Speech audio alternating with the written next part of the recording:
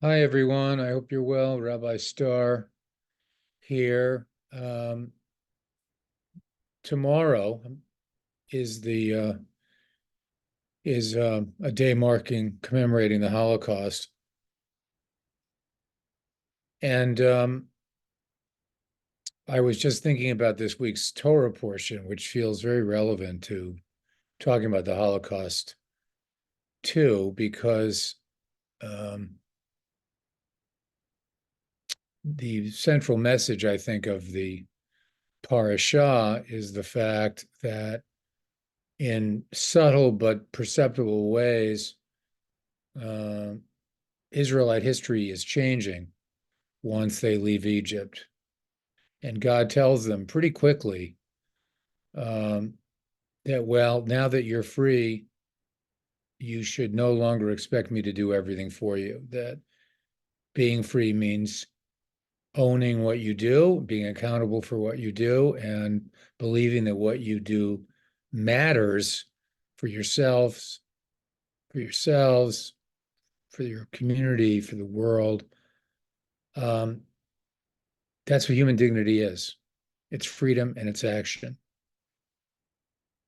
And I think a lot about that in terms of the Holocaust, because I think that on the one hand, the darkness of it is really about uh, glimpsing the the heart of darkness that was this kind of political cosmic evil that overtook the Jews in terms of the hatred of Jews, a vision of a racialized world where some groups were acceptable and others didn't have a right to live.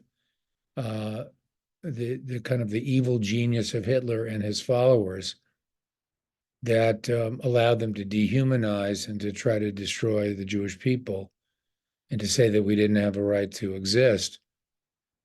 And in that drama, of course, we're the victims in an unprecedented kind of way. Um, a lot of talk is being given right now to genocide, but I feel that we as a people know better than many other peoples what genocide really is and what it really looks like and feels like because of what we experienced as a people. So on the one hand, the Holocaust is really all about a kind of a powerlessness from which we suffered.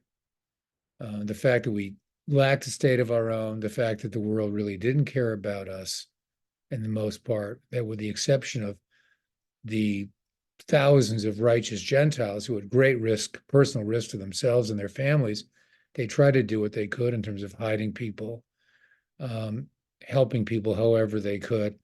But with the exception of those people, most of the world really didn't care, and we were utterly alone.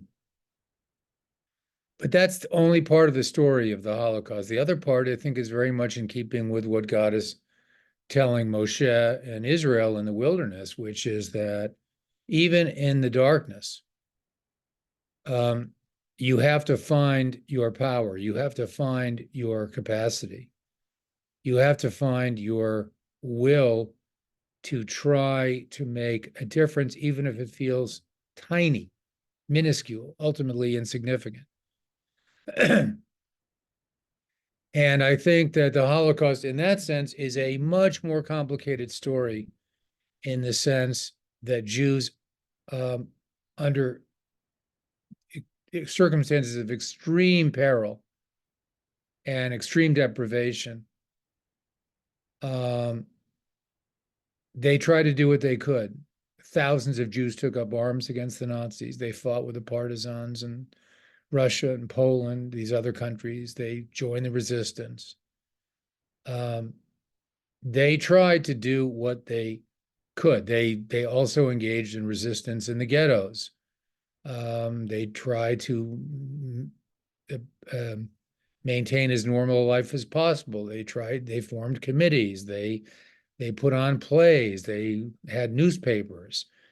They did what they could to try to have as much human dignity as they possibly could as a form of resistance against the indignities, the inhumanity that they suffered. And I think, therefore, if I were giving to the people in those ghettos and the concentration camps, Devar Torah from 2024, about the importance of human agency, I would feel ashamed to be doing that, because they could say to me, rightly so, Rabbi Starr, we don't need to hear this lecture from you. We understood what human dignity was really all about, and we understood what human agency and power was all about, and we did everything we could. Um, and I think that they're absolutely right. So again, there are really two stories to the Holocaust. One is the story with which we are probably more familiar, which is the story of evil, the story of, um, of political ideologies gone berserk, the stories of unfathomable cruelty and destruction, and hurt. And the other story, which we also ought to tell and honor and remember always, is the story of human dignity, the story of fighting, the story of resistance, the story of people who never gave up, who always remembered what it meant to be a human being, the story of embracing your power and your will, not just to live, but to live with dignity. So honor the memory of not just those precious souls who we lost, but also honor the memory of the people who tried to save themselves, to save others, to try to light a candle in the darkness. So be well. God bless you.